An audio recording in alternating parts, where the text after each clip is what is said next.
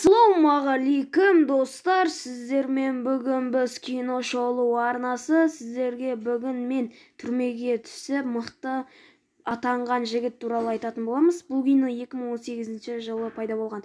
Бұл жігіт Хадрид. Бұл өте миллионер адам. Бұл 12 жыл бойы адамдарға өтірік документ жасап берген, және де оны бір кемпірді алдамақ болған жерінен ұстап алды, және оны 4 жылға соттатты, және адвокаты оған 7 ай бостандықта жүруіне рұқсат алып берді. Және ол бұған қарап шошып кетті, бірақ та амалы сондай. Ол маған рахметіңді айт деді, және бұл әйелімен бірге тұрды да, мен саған ақшамды бермеймін деп кешке қарай ресторанға келеді. Әйел оған менің ана таңғым келеді дейді, бірақ күйеуі менің уақытым жоқ бұған дейді. Әйелі ренжіп сыртқа шығып кетеді. Ал бұл клубқа кіріп пиво ішеді, және ол түрмеге түскен байкерді көреді. Оған аздаған ақша беріп, түрме жайлы айтып берші дейді. Ол айтады, түрмеде өңкей мықтылар, олар зорлық зомбылыққа қарамайды, және сен мына түрмен гарантия зорлайды деп айтады. Және ол сен татуировка салдыруың керек, сен татуировкаңды көрсетші дейді, және ол анасының суретін көрсетеді. Және бұл саған болмайды, басқалай татуировка сал, және де сен өте мықты болуың керек дейді. Оны естіп ол шошып оянады, және байкердің айтқан сөздері есіне түседі, және ол каратеге қатысқысы келеді, және ол каратеге барады. Ол бұны қызықтырмайды, және ол ағайын төбелеске шақырады. Ағай оны иттей сабап қуып жібереді, және оны аямай теуіп тастайды.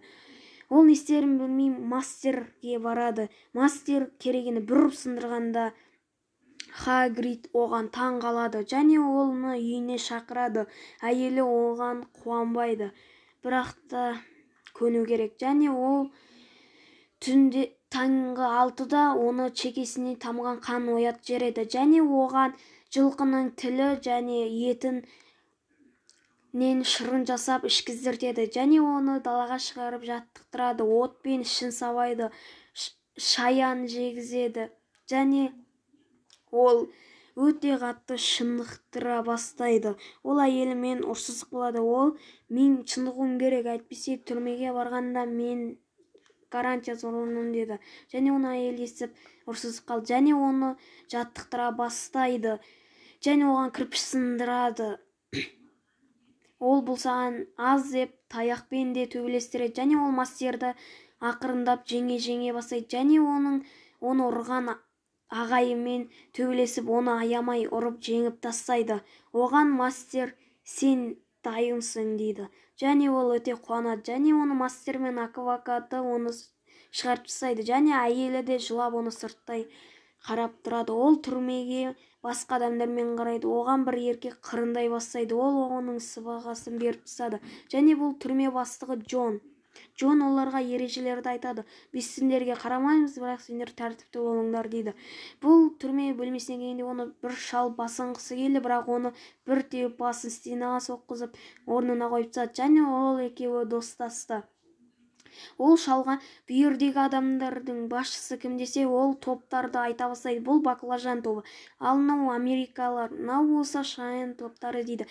Бүйірді кім ұстайды дегенде, ол бір дәу еркекті ұстайды. Ол бір ақ нәсілді еркекті ұрып жатады аямай. Ол соған барып өзінен өзі қышынып тиіседі, және ол екеу төбелесіп аямай негрді айырып тастайды, және бұны көрген баклажан тобы оған жабылады, және де ол бастығымен ерегесіп оны тобына шақырғанда бір талдырады. Оны көрген баклажан тобы оған жабыла кетеді, және де ол баклажан тобын айырып тастайды, және оны қызықтап күзетшілер қарап тұрады, және ол бүгіннен бастап енді түрме атаманы болады.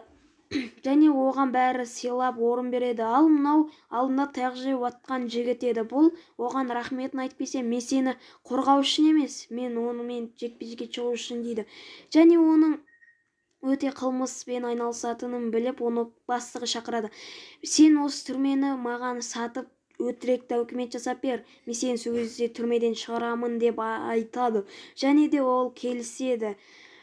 Иті оның түрмеде іші әбден пысып кеткен болатын. Ол екеуі әбден сөйлеседі. Және олар бұл түрменің орнына үйлер көп, ауыл қаланың үйлерін сала бастайды. Ол душта оны баклажан тобы оны пышақтайын дейді, бірақ ол дайындалып келген. Ол оны айырып тастайды және оның әбден іші пысады. Адвокатымен сөйлеседі және документті жасай бастайды. Ол мастерден тәжірибе алған адамды алып келеді, оны күзетсін деп.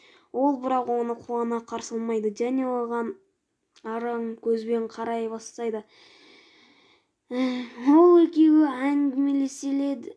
Біз бұны осы жерде үлкен соғыс ашып, бәрін атқызып тастаймыз. Сол кезде біз көп ақшаға кенелетін боламыз дейді.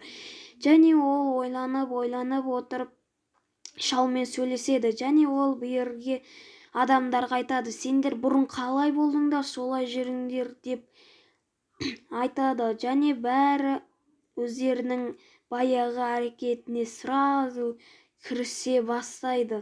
Және ол мына қара нәсіл өзіне қыз тауып апты. Бұлар тамақ ішіп отқан кезде оларға достар келіп, шал оған хат береді.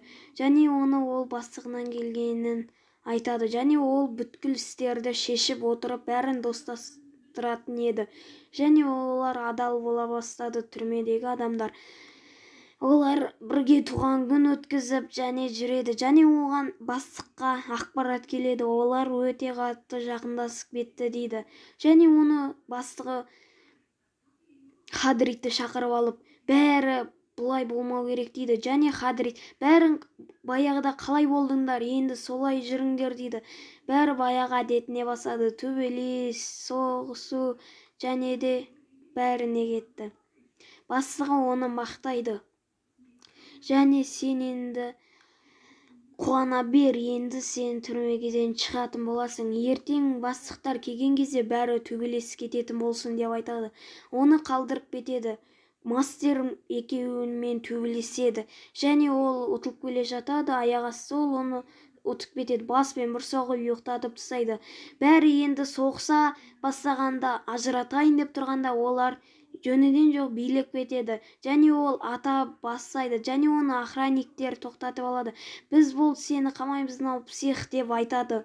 Және оны әйелі бір теуіп ұшырады. Және ол әйел екеуі қуанады.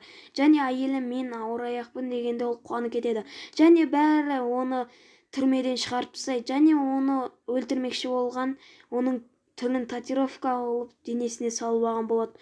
Оны мастер мен оның қызы күтіп алады.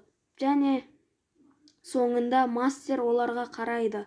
Осымен достар, біздің кино аяқталды. Қызық болса лайк, подписканы басыңыздар. Сіздермен бүгін кино шолу. Сау саламатта болыңыздар.